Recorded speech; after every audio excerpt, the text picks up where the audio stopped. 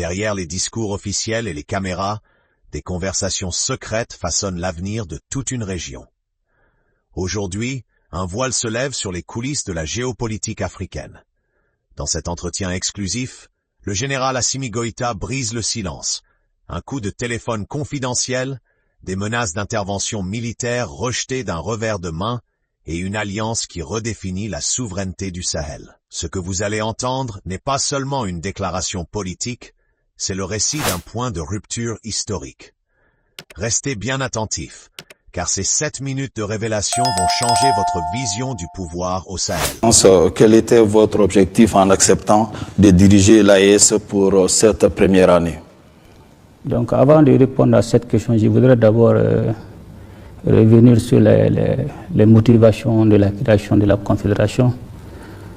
C'est lorsque certains pays africains ont décidé d'agresser le pays frère du Niger. Et c'est en ce moment que nous avons décidé d'apporter notre soutien de fraternité et surtout militaire pour vraiment défendre l'intégrité et la souveraineté du pays frère du Niger.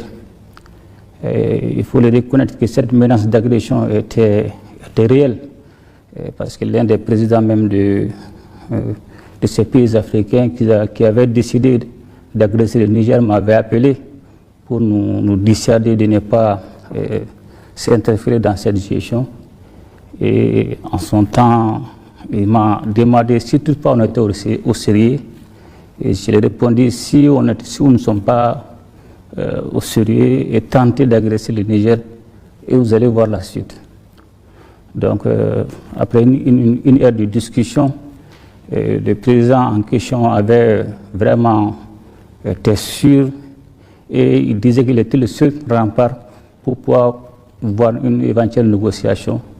Mais il disait que la décision d'agresser le Niger était déjà validée. Donc c'est pour vous montrer jusqu'à quel point cette menace était réelle.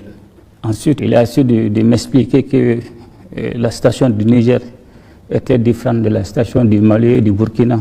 Selon son terme, s'il laissait le président Bassoum en son temps, ça serait le tour de qui après? Bon, j'ai répondu simplement, si nous aussi on vous laisse agresser le Niger, ça serait le tour de qui après? Donc c'était de bonnes guerres. Donc finalement, je pense qu'il est revenu à la raison quand il a vu qu'on était réellement décidé à défendre le Niger.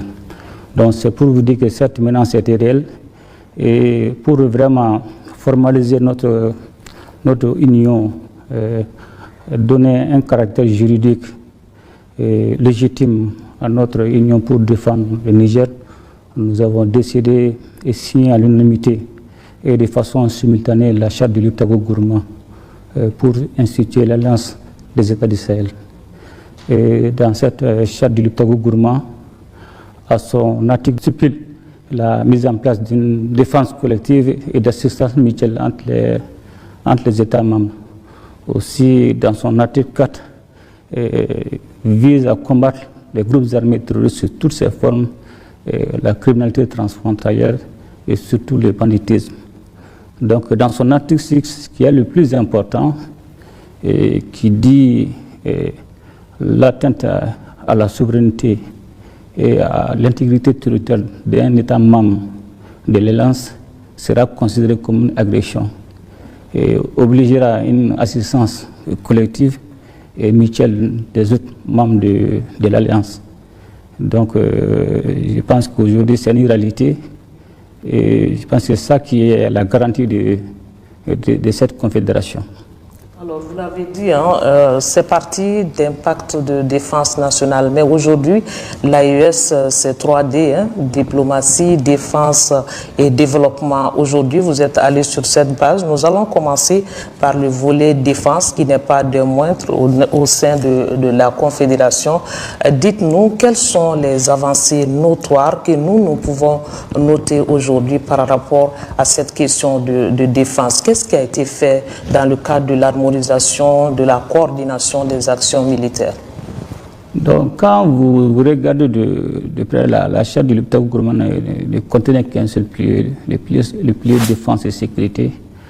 Donc, conscient du fait que Aujourd'hui, on ne peut pas dissocier la défense aux questions de développement. Et comme on le dit, sans le carburant, le char ne marchera jamais. Donc aussi conscient du fait que sans une diplomatie soutenue, et ces deux piliers ne pourront pas prospérer. Raison pour laquelle, lors de la déclaration de Niamey, nous avons décidé qu'il a consacré plutôt la création de la Confédération. Donc pour élargir le pilier défense aux deux autres piliers, à savoir défense, sécurité, et développement et diplomatie. Donc pour revenir à votre question concernant les questions de défense et de sécurité, il faudra reconnaître depuis la consécration de la création de la Confédération le 6 juillet 2024 à Niamey, et aussitôt les différents ministres de la Défense et des chefs d'état-major généraux se sont mis à la tâche. D'abord, en un premier temps, il y a eu la mise en place des officiers de liaison dans les différents pays afin de coordonner les différentes opérations. Ensuite, il y a une phase de montée en puissance pour aboutir à la force unifiée, parce que quand vous regardez dans la feuille de route de l'A1 de la Confédération, le Mali était demandé de travailler pour la mise en place de la force unifiée. Et donc il y a eu ensuite une phase d'entraînement, il y a eu des exercices tactiques à Niamey, et en plus des États du Sahel, le Togo et le Tchad aussi ont participé. Donc c'était le début de la montée en puissance. Donc aussi il y a eu la formation des officiers d'état-major par l'école de maintien de Alou-Blonenbe du Mali.